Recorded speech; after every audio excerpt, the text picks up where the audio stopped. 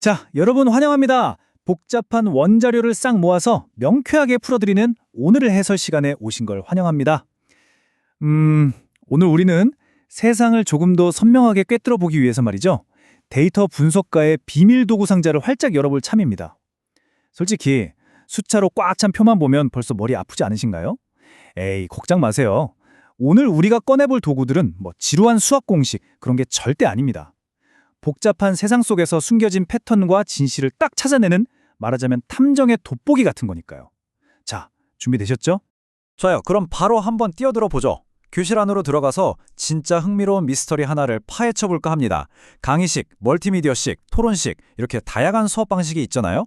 과연 남학생과 여학생이 선호하는 방식에 정말로 유의미한 차이가 있을까요? 그냥 내 친구들은 다 토론 좋아하던데?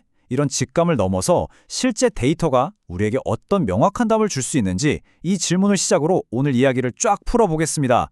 오늘 우리가 이 미스터리를 풀기 위해 거쳐갈 5단계 필수 도구들입니다.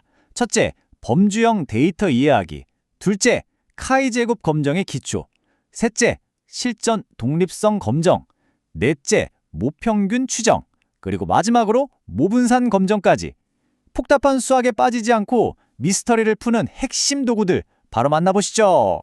첫 번째 섹션, 범주형 데이터 이해하기입니다. 공식을 쓰기 전에 데이터를 관리하기 편한 그룹으로 나누는 작업부터 시작해보죠. 자, 데이터 탐정이 되기 위해서 가장 먼저 알아야 할 용의자가 하나 있습니다. 바로 귀모가설, 즉 H0인데요. 쉽게 말해서 현재 상태, 즉 현상 유지를 의미합니다. 아까 그 교실 미스터리로 치면 남학생이든 여학생이든 선호하는 수업 방식에는 아무런 차이가 없다. 이렇게 딱 가정해버리는 기준선인 거죠. 통계에서는 항상 이 변화 없는 무미건조한 상태를 베이스 캠프로 삼고 출발합니다. 그런데 말이죠. 여기에 맞서는 두 번째 용의자가 등장합니다. 바로 대립가설 H1입니다. 이 녀석은 완벽한 도전자예요. 기무가설의 멱살을 잡고 아니다. 분명히 남녀 간의 선호도 차이가 있다니까? 라고 강하게 주장하는 거죠. 꽤 흥미진진해지지 않나요? 사실 우리 같은 데이터 분석가들이 진짜로 증명하고 싶어 안달나는 건 대개 이 대립가설 쪽입니다. 뭐라도 의미 있는 차이가 존재한다는 걸 세상에 짠 하고 밝혀내고 싶으니까요. 두 번째 섹션, 카이 제곱 검정의 기초입니다. 우리의 첫 번째 강력한 탐정 도구를 꺼내볼 시간입니다. 자, 카이 제곱이라는 이름 딱 듣고 벌써 뒤로 가게 누르실 뻔했죠? 전혀 겁먹으실 필요 없습니다. 복잡한 수식 같은 건 다 잊어버리세요. 이 카이 제곱 검정은 그냥 아주 단순한 격차 탐지기일 뿐입니다. 만약에 귀무가절 말대로 남녀 차이가 아예 없다면 우리가 이론적으로 기대하게 되는 수치, 그리고 현실에서 실제로 관측된 수치, 이 둘 사이의 거리가 얼마나 되는지 그 틈을 쓱 재워주는 기계인 겁니다. 그래서 여기서 정말 결정적으로 중요한 포인트는 이 멋진 도구를 아무 때나 막 쓸 수는 없다는 겁니다. 딱 세 가지 엄격한 규칙을 지켜야 하거든요. 첫째, 각 측정치는 서로 완전히 독립적이어야 하고요.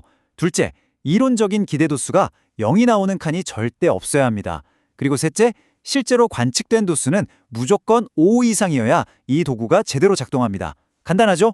세 번째 섹션, 실전, 독립성 검정입니다.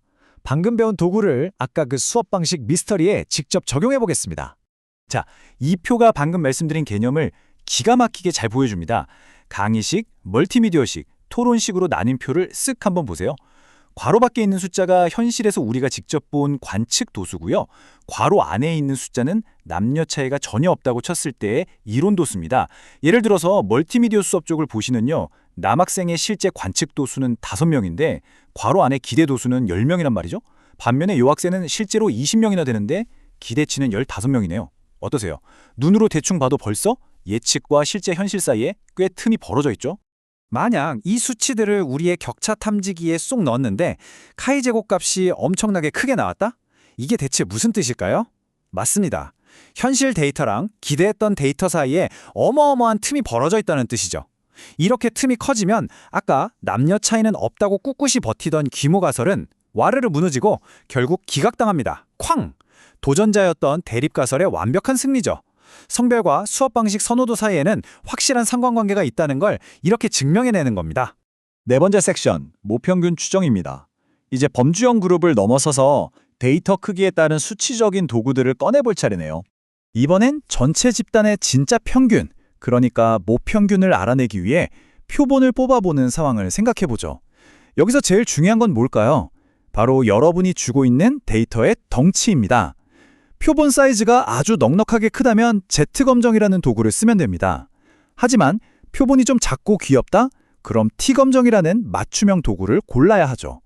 무턱대고 아무 공식이나 들이미는 게 아니라 내 데이터 사이즈에 딱 맞는 렌즈를 끼우는 거, 그게 진짜 실력입니다. 자, 여기서 정말 흥미로운 점은 지금까지 떠들었던 그 추상적인 수학 개념들이 시각적으로 정확히 어떻게 보이는지 이 슬라이드로 알 수 있다는 겁니다. 저기 파란색으로 예쁘게 칠해진 꼬리 부분 보이시죠? 저기가 바로 전설의 기강력입니다. 알파 0.05, 그러니까 5%의 좁은 구역인데요.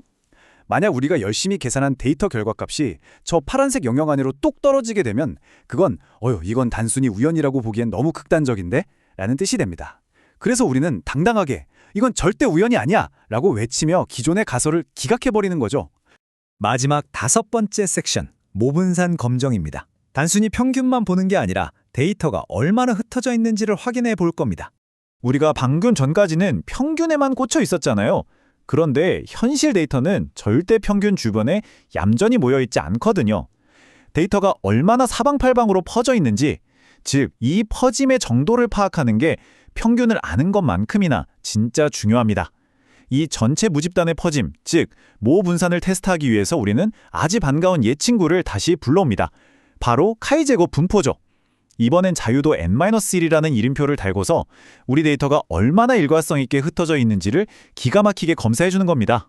우리 탐정 도구 상자의 마지막 장비는 바로 적합도 검정입니다. 이름만 들어도 감이 딱 오시죠? 현실에서 우리가 긁어모은 데이터가 애초에 기대했던 예쁜 이론적 모델에 얼마나 착 달라붙는지, 얼마나 잘 피팅되는지를 묻는 겁니다. 귀무가설은 네, 우리 데이터는 그 완벽한 이론을 아주 잘 따르고 있습니다 라고 우기지만 대립가설은 말도 안 돼, 현실은 이론이랑 완전히 다르다니까? 라고 태클을 거는 상황이죠. 이론과 현실의 싱크로율을 따져보는 궁극의 테스트인 셈입니다. 자, 이렇게 해서 우리는 따분한 현상 유지에 맞서 도전을 제기하고 그 격차를 눈으로 확인하는 방법론들을 쫙 열어보았습니다. 복잡해 보이던 수식 뒤에 숨겨진 탐정의 논리가 이제 좀 보이시나요? 이제 여러분의 손에 이 강력한 도구들이 쥐어졌습니다. 당장 오늘 여러분의 일상 속을 한번 둘러보세요.